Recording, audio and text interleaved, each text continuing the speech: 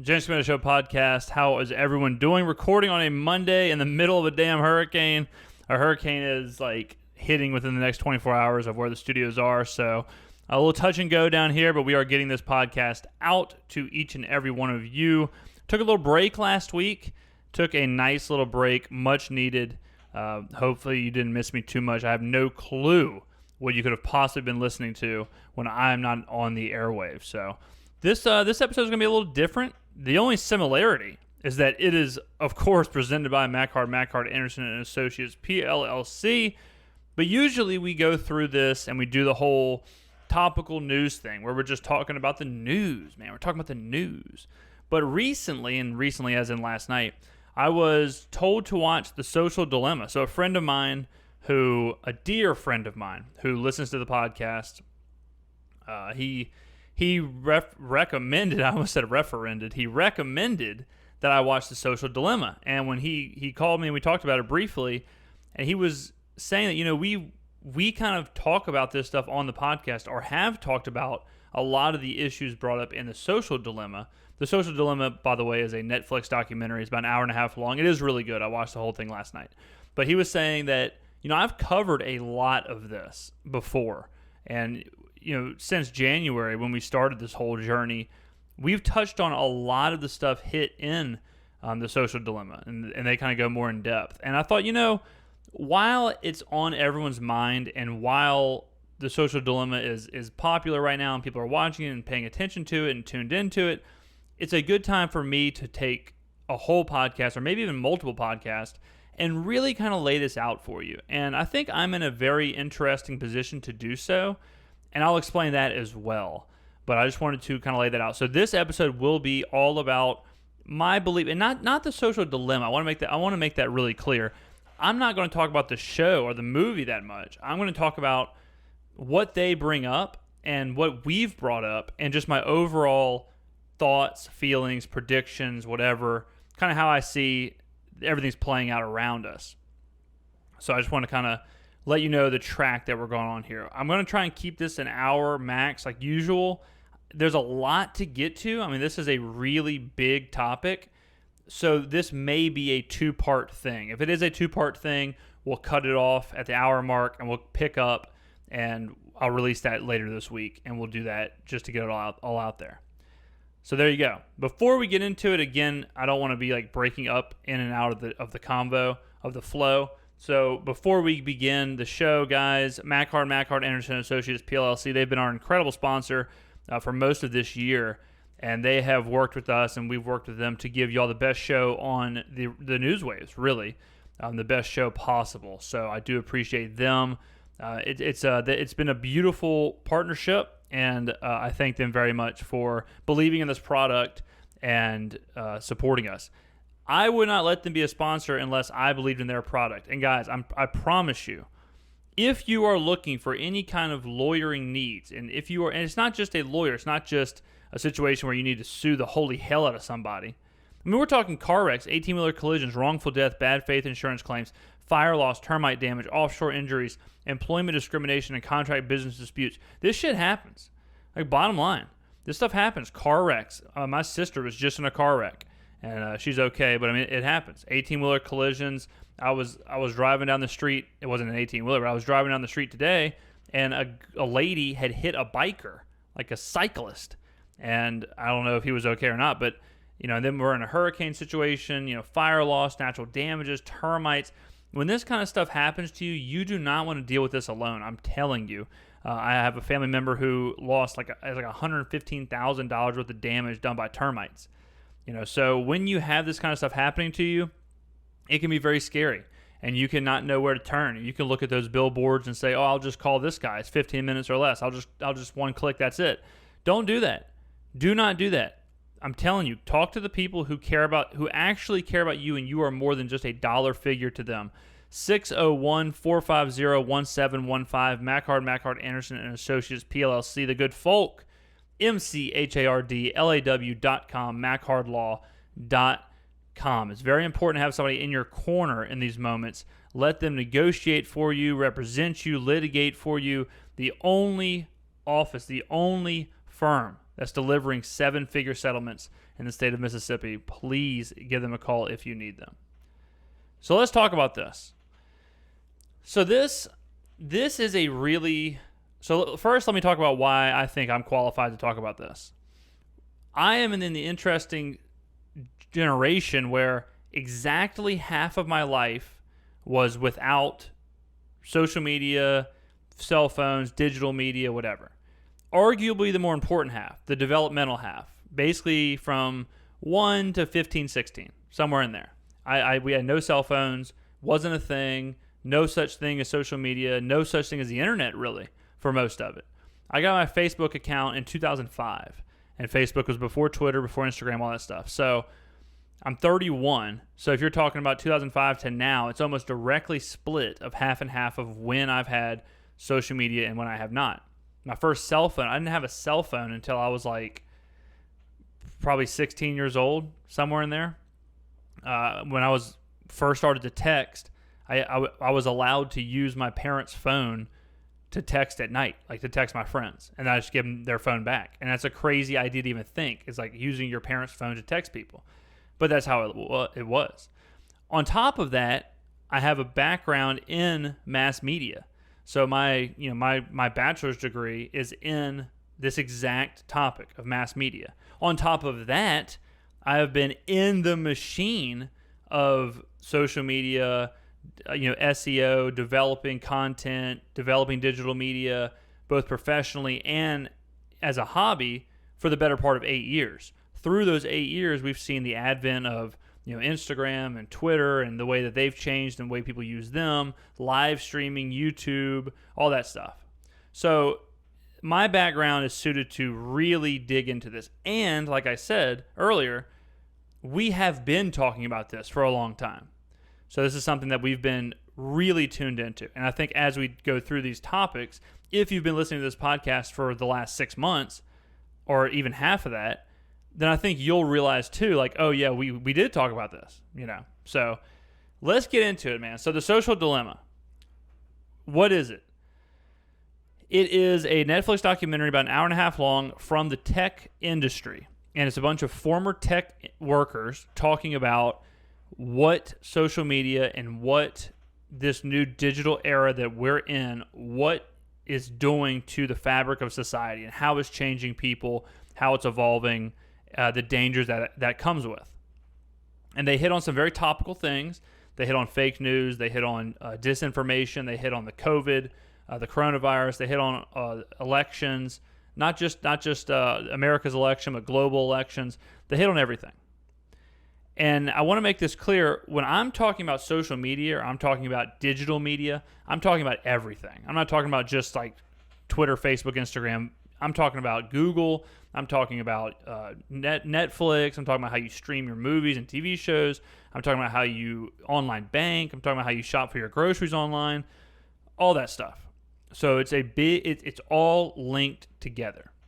Now let's talk about the foundational thing, because a lot of this is going to be subjective. A lot of this stuff is going to be opinion or theory or just kind of talking about a topic. But a lot of other stuff is not up for debate. A lot of stuff is factual. The following is factual.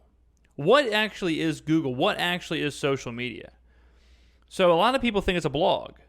Facebook's a blog. Facebook's a place for me to put my photos, put my statuses, whatever. Talk to my friends. Keep up with people. What's Google? Oh, Google is just a place where I can search for things. What's Instagram? Oh, it's just a place I can put pictures. What's Twitter? Oh, it's a place I can put my thoughts. It's a blog. They're all disguised as the same thing. But they're all actually the same thing. They are data vacuums that's sucking the data out of you and turning around and selling it to advertiser agencies or selling it to whoever wants to buy it to put their product in front of you. And the documentary goes into this really deeply. And it makes sense, right? What does Google do? First, Google you have to have an account. So where you live, your age, obviously your email address, stuff like that. Then it gets your brain. The search engine is your brain. It is touching down on everything you're thinking.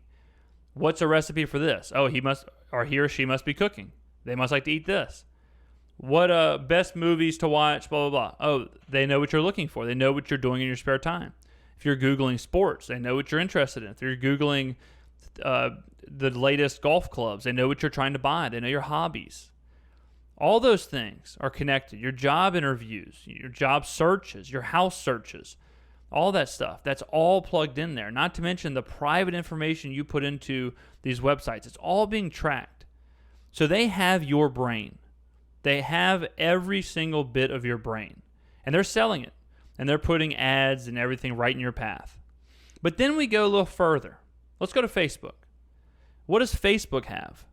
Facebook has you, has your information, but now it has your face, has pictures of you throughout the years.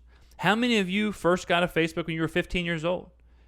And you have uploaded pictures, or you have pictures on there from 15, 16, 17, 18, all the way up to 30. How many of you have your own kids' pictures on Facebook? Their faces are being tracked at 0, 1 years old. Your face is being tracked.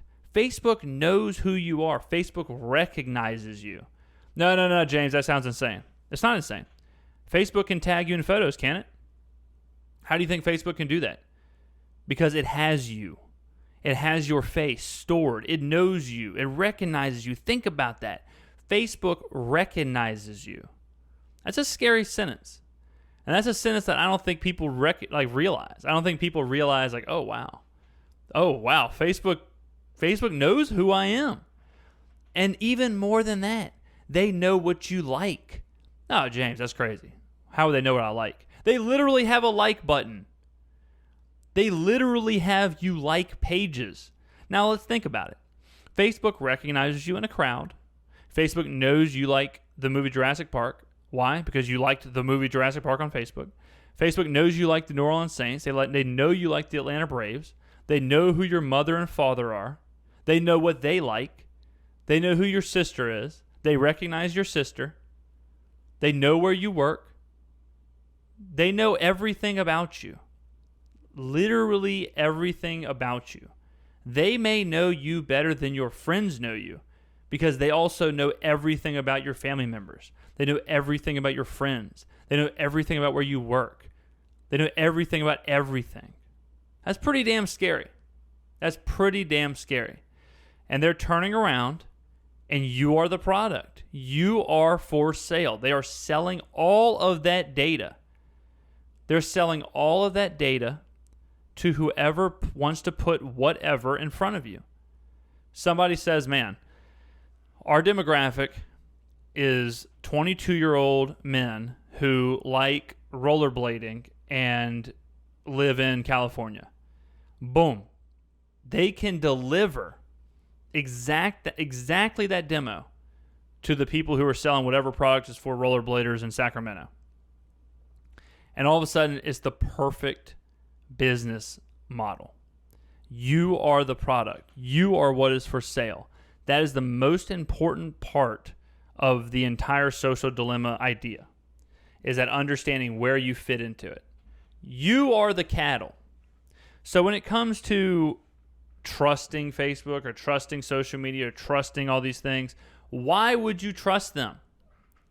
Why would you trust them? You're their dollar. They're the most wealthy companies in human history. They don't give a damn about the humanitarian side of it. They just want to keep you where you are, spitting out information so they can turn around and sell it and make trillions and trillions of dollars. So that part is, without a doubt, unquestionable. That's just a fact. That's what these companies are. That's how they were built. That's how they make all their money. That's it. You hear a lot of people say, well, how do you make money on Instagram? How do you make money on Facebook? How do you make money on Twitter? That's how. Because they have these people paying boo-koodles of money for your information. If you do not understand that simple concept, you really can't go much further into what actually is happening. You have to understand that part in order for the rest to fall into place. On my show and in real life, my friends know this, I always talk about this, but I always reference The Truman Show. Great movie with Jim Carrey. If you've never watched it, go watch it. It's way ahead of its time. If you've never seen the movie, Jim Carrey is in this bubble, and he has a TV show. And every single aspect of his life is controlled. Who he talks to is controlled. What he sees is controlled. He's not allowed to leave his little bubble. And he's basically there for the whole world's entertainment. Now, 20 years ago, or whenever this movie was made, probably longer than that, this was kind of one of those things where it's like, yeah, that's kind of crazy, but that's a stretch. Well, it's not anymore. We are living in the Truman Show, because every single thing that happens to us is happening for a reason. How many times have you been talking about a product or a thing or a movie or a TV show to one of your friends or whatever, and you see an ad for it? That's exactly what would happen in the Truman Show, isn't it? That's exactly what would happen. The Truman Show producers would know that Truman wants to see an ad for whatever, so they show it to him. The Truman Show producers know that Truman would be highly interactive with a TV show about a certain subject, so they show him a commercial for it. That's what happens in real life now. We are in a Truman Show. We are. And even more so into a Truman Show is when you also double that with the idea of how media is now. Media is pretty much 24/7, pretty much in your household, every single thing you do. And when I say media, obviously I don't mean like CNN, but I mean like Twitter, Twitch, YouTube, and every single aspect of life right now is being monetized as media. Go on YouTube right now. Go on YouTube or Twitch right now and search anything. You'll find people cooking. You'll find people working out. You'll find people sleeping. You'll find people watching TV shows. You'll find people playing music. You'll find people playing video games. You'll find people gardening. You'll find people working on cars. You'll find people doing literally everything from every single second of the day. Every second of the day is being streamed somewhere for your entertainment. If it's not being streamed, it's being tweeted about. If it's not being tweeted about, it's being put on Reddit. If it's not being put on Reddit, photos of it are being put on Instagram and Facebook. The world right now is being recorded exactly like The Truman Show. Exactly like it. We are the stars of this show. And who's watching? I guess we're watching. I guess we're all watching each other. It's scary to realize that we're there. It still sounds like one of those things that's so far away, but we're there. A lot of people do 24-hour streams. On Twitch, I'm telling you, on Twitch, on YouTube, on Facebook, all three of those have streaming services. You can find people streaming every single second of every single day. That's crazy that we're there. When you think about 5 years ago, 10 years ago, that wasn't a thing. That was not a thing. We were not inviting people into our households. We were not inviting people into our homes, into our yards, into our cars, into our kitchens, into our gyms. We weren't doing that. And now we are. Back in the day, 10 years ago, you talked to the same, 12 people? Now, you talk to thousands of people, whether directly or indirectly. And some people, some famous streamers, some famous YouTube people, they're talking to 30, 40,000 people a day. More than that on Twitter. When you see some of these people have like 4 million impressions on their Snapchat stories, 4 million impressions on their tweets, that's engagement with an incredibly large audience. Everyone now is a walking TV. When I was in college, we studied a video game called Second Life. It was a very controversial video game at the time. And remember, when I was in college, we're talking 10 plus years ago. So the world was very different. But it was a game called Second Life. I don't even know if it's still active. But in this game, you had a second life. It was like The Sims, but really realistic. You had a job, you had money, you had a house, you had friends, you had a relationship, you had kids. You could have everything that you would have in real life, but in this game. And what happened was people started to abandon their real life for their second life. People may be in a shit job in real life, but have a dream job in Second Life. People may be single in real life, but have a loving wife in Second Life. You could be anything in Second Life. It took away all of the natural kind of hurdles that life gives us.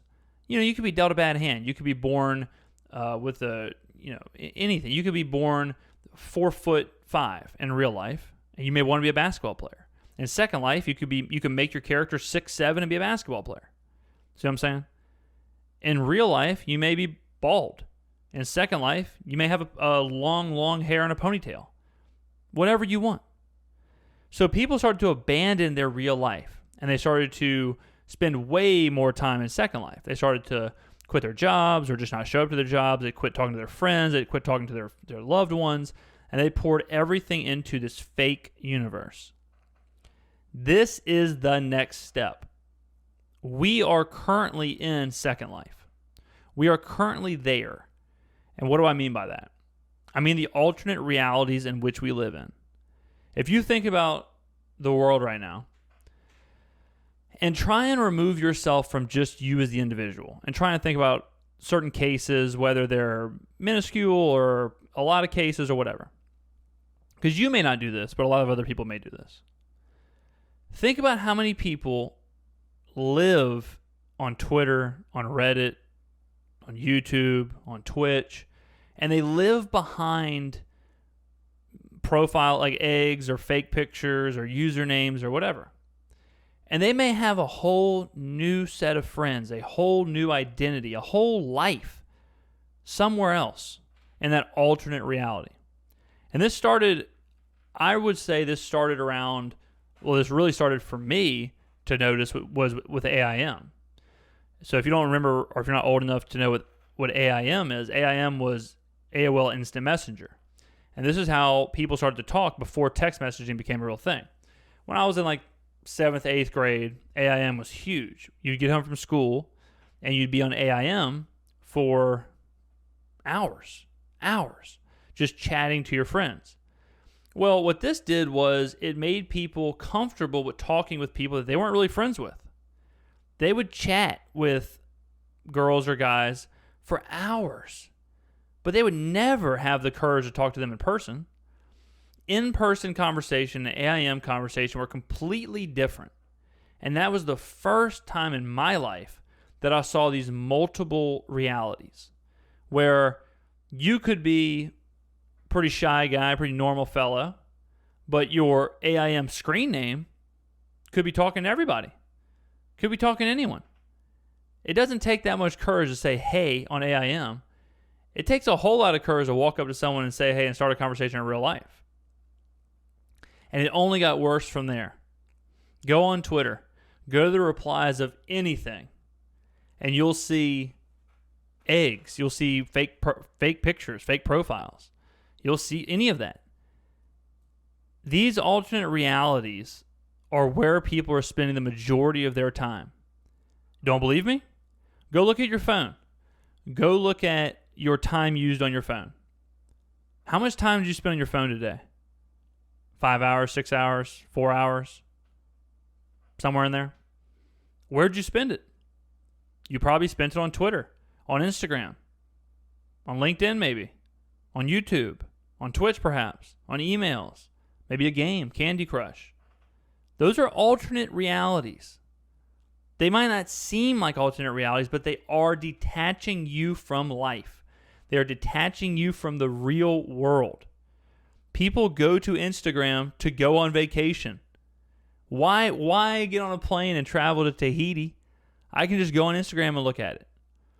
I can go on Instagram and look at hunting or fishing. I don't ever have to go hunting and fishing. I can go on Instagram and look at anything I want to. I can go on Twitter, same deal. It's alternate realities. So that kind of leads to the question, the first question. Is social media good or bad? I think social media is, or even just the internet, is it good or bad?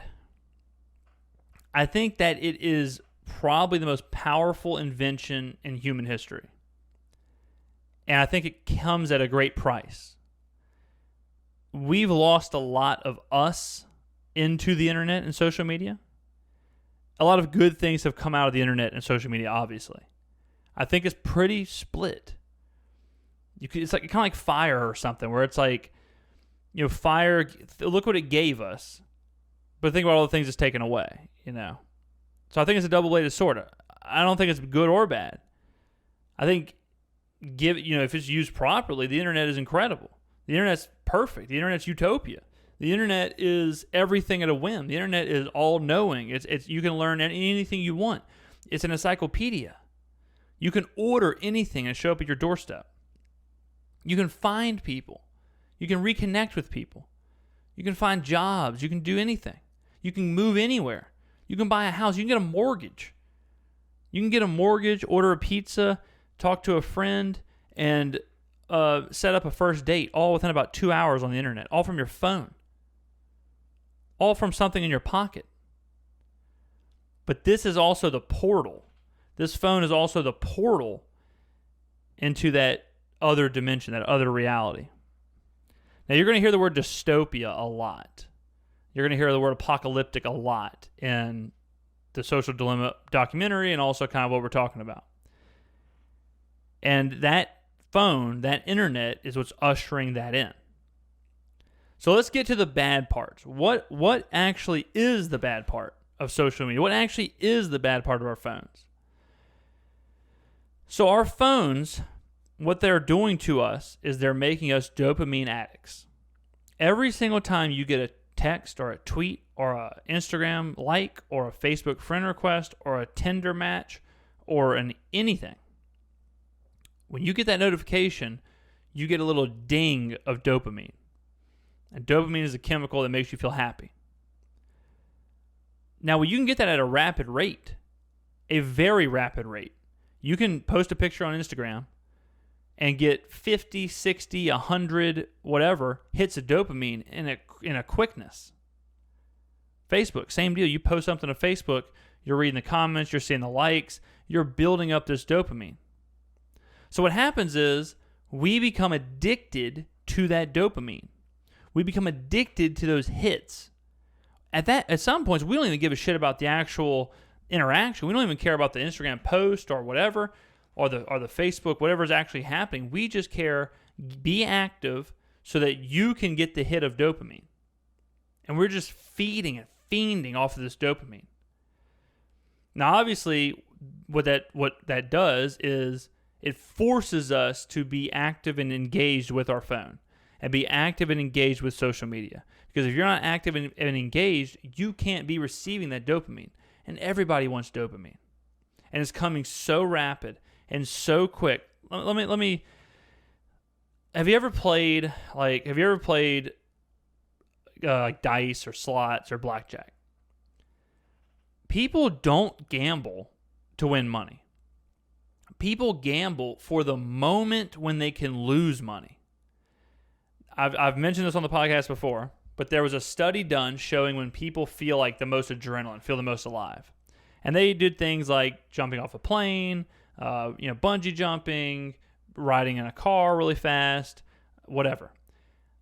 One of the highest things that they saw was when the dice is rolling on a craps table and just before the cards are flipped over in blackjack. Is that moment, the moment of hope, the moment of endless possibility. Could this be blackjack? Could this be 20? Could this be 19? Could this be 18? Could this be 17? Could this be craps? What could happen? Is that moment. That's why people gamble.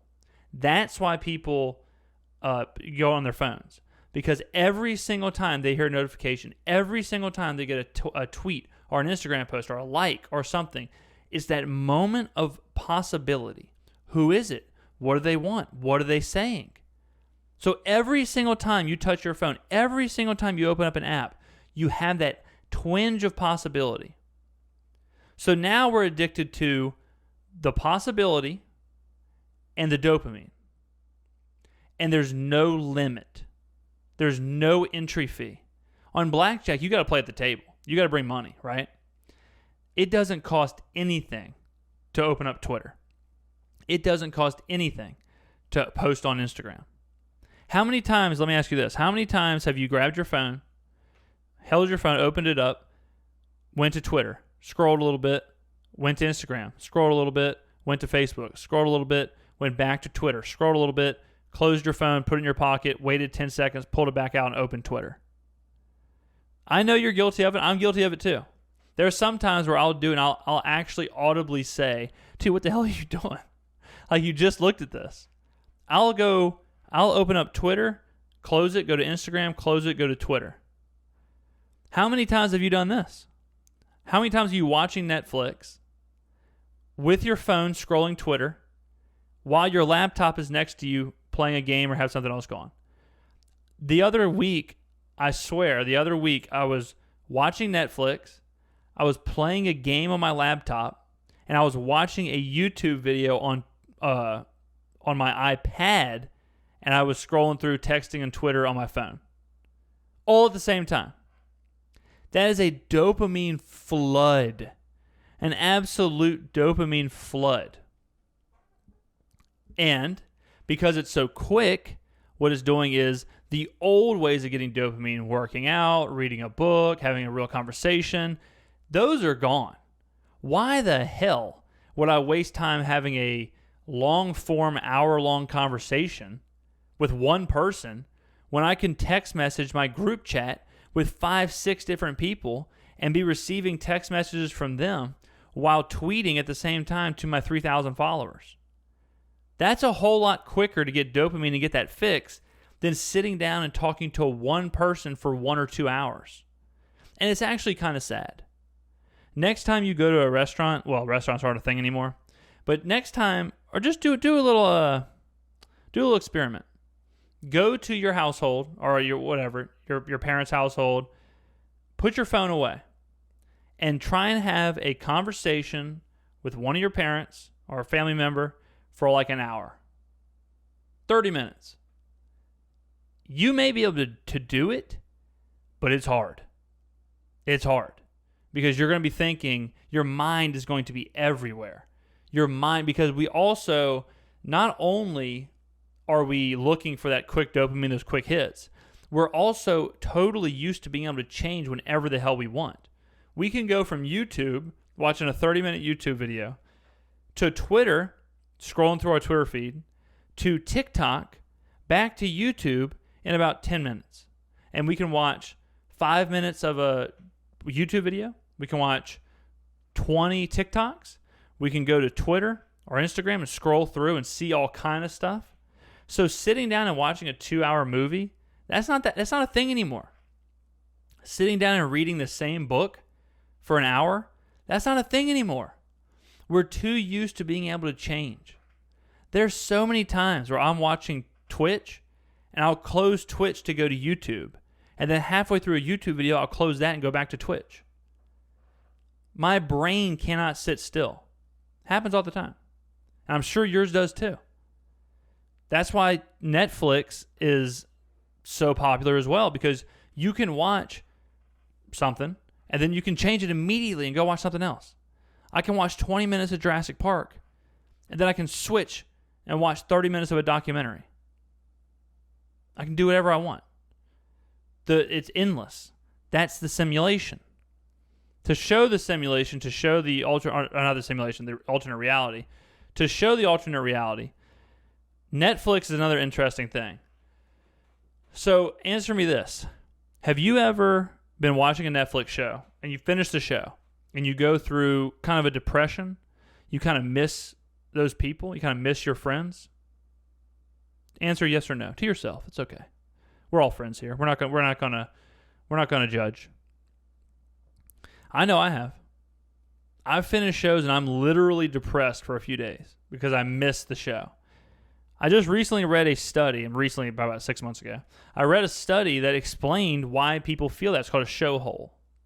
The reason people feel that is because our brains can't decipher that that's a TV.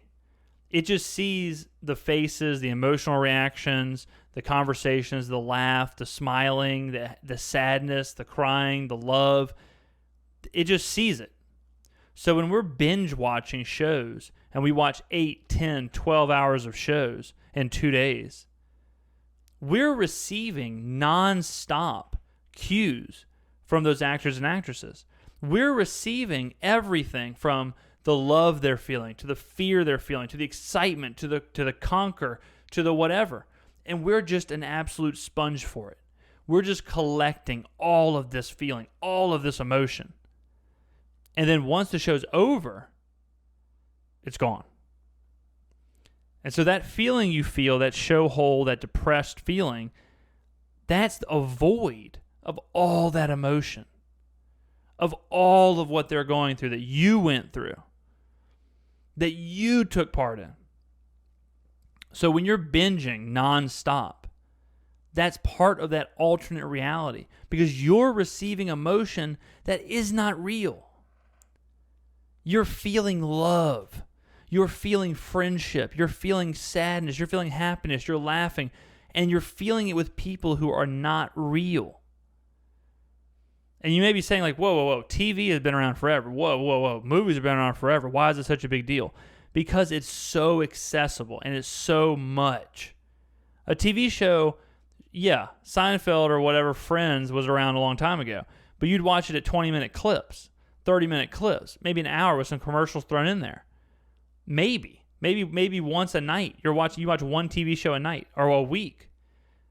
Netflix, Twitter, TikTok, whatever, YouTube, that's all so accessible. You are nonstop receiving those cues. Not to mention the binges of watching 20 hours, 30 hours of shows in a couple of days. I mean, how many people do you know, and you may even be one of them, that binge watch an entire show in 1 week or 2 weeks? Think about binge watching like Game of Thrones. You're talking about 6 seasons, talking about probably somewhere near 70 episodes, hour each, 70 hours over the course of 2 weeks spent watching that, receiving those emotions. So back to the dopamine, back to the attention span shrinking. So now we're hooked to these devices, right? We're hooked to these devices because we want the dopamine. Now that's compounded because simultaneously the devices become a bubble. You can live completely off of your phone. Completely off your phone if you wanted to. You could talk to all your friends. You could talk to all your family members. You can FaceTime people. You can see people. You can pay your rent, pay your bills, check your banking account, deposit money, withdraw money, shuffle money around. You can invest in the stock market. You can get a mortgage. You can buy groceries. You can have toiletries shipped to your house. You can order anything, have it shipped to your house. Watch movies, watch TV shows. There's nothing you can't do on that phone. So now, not only is the thing that you're addicted to stimulating you beyond belief, but it's also allowing you to complete whatever you think are your tasks. So now, it's hiding under this veil of convenience. This veil of convenience where, I'm hungry for dinner. Let me just Uber Eats. Boom. Let me close Twitter for 1 second. Let me close Twitter for 1 second. Let me go to the Pizza Hut app, order this pizza. Boom, I'm back on Twitter. So now you have this entire world in your phone mixed up with the alternate realities. What does that sound like? That sounds a whole hell of a lot like Second Life, doesn't it? It sounds a whole hell of a lot like Second Life. You are doing tasks. You are completing things. You are doing what you're supposed to be doing in your real world while simultaneously still existing in that other place, while simultaneously receiving all the dopamine you could ever want. That is a complete alternate reality. So let's continue. As I said, I was part of a generation that grew up without social media, without digital media. So what happens to a generation that is born into it? What happens to a generation that always knows the alternate reality? I'll tell you what happens. They begin to invest more in the alternate reality, much like the people who invested more in Second Life. I would venture to bet if you took a poll of every 7th grader on Earth right now, and you ask them, would they rather have a 4.0 GPA and get into an Ivy League school, or would they rather have 10,000 followers on Twitter? I guarantee you the majority would say Twitter, and it wouldn't even be close. I guarantee you if you asked however many juniors in high school right now, would you rather have a job at blank, some serviceable job at the power company, whatever, or would you rather have 100,000 subscribers on YouTube? They're going to say YouTube. They are putting way more stock into that alternate reality living. And the proof is in the pudding. The proof is in the fake-ass pudding. What do you mean, James? In the Social Dilemma, they talk about depression and suicide rate in preteen and teenage girls. It's gone up like 60% in one demographic and 100% in the other demographic. The difference is that the people who are in that generation grew up with a false belief of beauty and a false belief of happiness and a false belief of what they should be.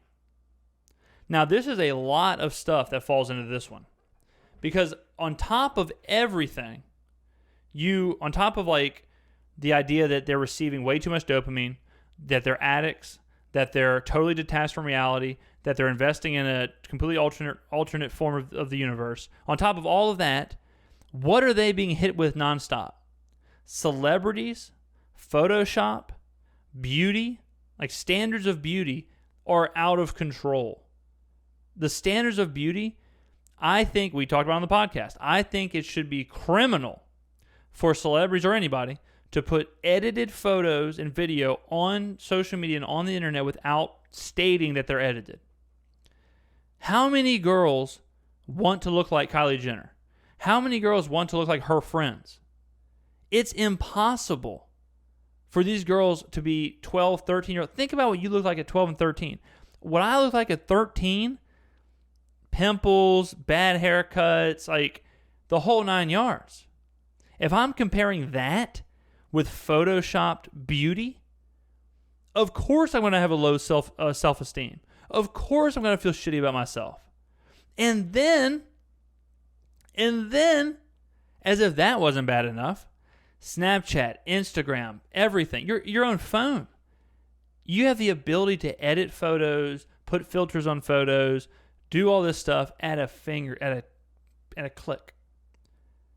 On my Instagram, almost every post I post has been edited with the normal camera like when you take a picture on your iPhone and you can click the magic edit or whatever, and it makes the colors kind of pop a little better. That's nothing crazy. But why wouldn't you do that? It makes it look better. Then you go to Instagram. Instagram has 20 filters to use. Why wouldn't you? No one has a clue. No one has a clue. It's so easy to edit beauty that there are Instagram models that are switching genders because they're so beautiful as a woman, even though they're a man, because of tools like Photoshop, because of tools like makeup and filters and whatever else.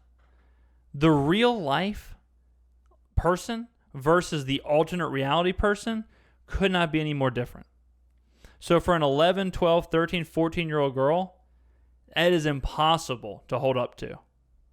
If you go to TikTok and you look at the TikTokers that are famous, they're all preteen or they're all teenagers. They're using multiple filters, beautiful, bright, glowing teeth, perfect skin, not a blemish on their skin, like little sprinkles all over the screen, beautiful filters, airy, looks amazing. Now imagine some 11, 12-year-old who doesn't know how to do doesn't know how to do all that, and they post their own TikTok, and they're comparing the two. Of course they're going to feel like shit. Of course. Of course they are. So now, the thing we're addicted to, the thing that we cannot let go, the portal to the other reality, that other reality that we care about so much, now that portal is making us depressed and causing us serious mental health issues. How many people do you know deal with anxiety, deal with depression, deal with OCD? I know for me, it's a lot. Some of that stuff didn't even exist 15 years ago. It wasn't a thing. No one even talked about it. No one knew about it. Now, I would say the majority of people 12 to 20 years old are depressed or are anxious. I would say the majority. I'd go as far to say like 70% deal from OCD, anxiety, or depression. 100%. And I'm not a psychologist. I could ask somebody, but that's just a guess. And when you think about why, all the answers are there. All the answers. On top of I got a feeling we're going to be saying on top of a lot because all this stuff just layers into each other. But we're a pack mentality. We are people who want to be loved. People who really care about how their pack views them. We've always been like that. James, what do you mean we haven't been like that? What the hell are you talking about? You ever heard of popularity? What is something that every single 12, 13, 14, 50-year-old wants to be? They want to be popular. Why? Why do they want to be popular? Because the popularity validates them. The popularity is a mirror. The popularity is their friends or their peers saying, you are a good person, so we like you. Thus, you must be good. Or that's how they're thinking. Thus, if everyone likes me, I must be good. I must have value. What happens?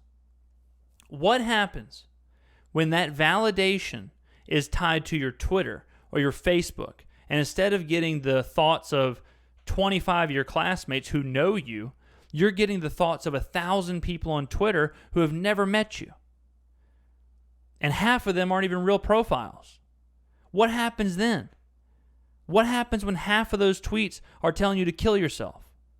Or they're making fun of your skin color, or making fun of your face, or making fun of your hair, or making fun of a blemish, or making fun of something? What happens then when the mirror that used to be so small is now so big? And it's somehow intertwined to all that dopamine. It's intertwined to all of that stuff. And so now this thing that you can't get away from.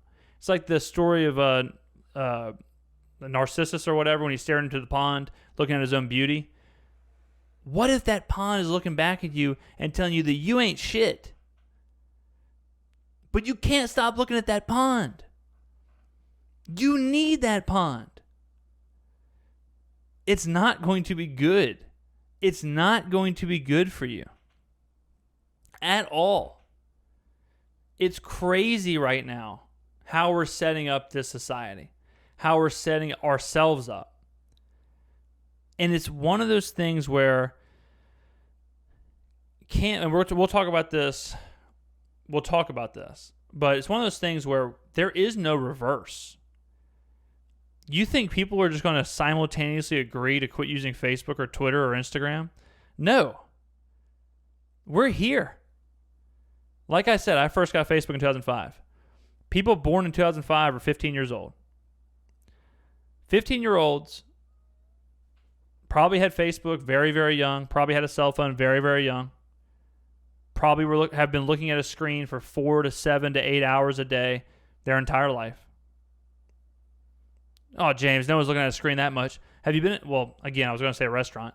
How many times have you seen a baby or a toddler pacified by that screen, pacified by a YouTube, pacified by whatever Baby Shark, whatever song, whatever movie they have playing on their iPad? That's their pacifier. They know that from an age of 6 months old, a year old. They know the security. They know that they can trust that screen. And then when they're 7, 8, 9, 10, 11 years old, they're given their own screen. An unregulated portal to a whole different world. What can they find on YouTube? Anything they want. What can they find on Google? Anything they want. What can they find on Twitter, on Facebook, on Instagram? Anything. Who can they be? Anybody. What does that sound like? That sound like Second Life? It does sound like Second Life. And we haven't even got into the nefarious reasons of social media, the nefarious reasons of media. Nefarious organizations illegal activity, stuff like that. And really, that stuff we probably won't get much into because anything is going to have nefarious implications, right? Anything is going to be like that. So we're trying to have a broad conversation about social media here, so I don't want to get too broad with those kind of nefarious activities. I want to keep this more into normal people, normal everyday life, and how it's affecting everyone. We're almost to the hour mark here, and so I'm going to kind of wrap up this first half. So we're kind of in the half. We're kind of in a halfway here. So coming up in the next half of the next hour, we're going to talk about the actual simulation, the actual idea of a simulation. And what do I mean when I call things a simulation? And are we already in the simulation? It kind of tags into the Truman Show stuff, kind of tags into the alternate reality stuff. Then we'll talk about the disinformation, the media cycle, where we're getting our news, tribalism, democracy, your friends and family turning against you, or you against them. We'll talk about the idea of sex and dating and how that's also a societal crutch that's been kind of picked apart by media. We'll talk about civilization as a whole. We'll talk about where the hell are we going? What's it going to look like? What do we do? We'll talk about AI, and not like spooky AI. We'll talk about the AI that's already here. And then we'll talk about one of my favorite theories. I think it was Elon Musk might have been who I heard coin it. The theory that we are not the end. The theory that we're in the middle stage of the caterpillar, the cocoon, and the moth, or the butterfly. We're somewhere in the middle. And maybe we're the cocoon. Maybe we're ushering in that next generation of this simulation kind of AI, half human, half whatever else it is. And listen, what we're talking about is heavy, and we're trying to glance over a lot of it at the same time because I don't want to make this a 40-hour thing. You have to understand that when we talk about half human, half AI, I'm not talking about the damn Terminator. I'm not talking about half robots walking around. Even though things like Neuralink are a thing, which is basically cyborgs, I'm talking more about this shift, this merger of real life and fake life. That's what I'm talking about with this like half human, half not. We're already kind of there. I think that's what's scaring people. And people think like, it sounds too much, but I think it might be the opposite, where it might not sound enough. We're not in control anymore.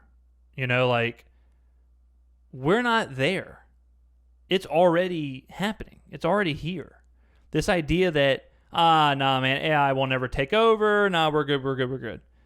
We already talked about that. AI already has you. Our AI already controls you. AI already is selling you things. It's showing you what you want to. It's already outsmarted you. You've already lost the game. You've already, you're playing chess, but you're done. You're moving your pawns around, but you got no knights, you got no rooks, you got no queen. You're dead on the board. And it is scary. And we'll get into kind of solutions and what it's going to look like in the next hour. But thank you for listening to this part 1 of The Social Dilemma, presented by Mackhart Anderson & Associates, PLLC.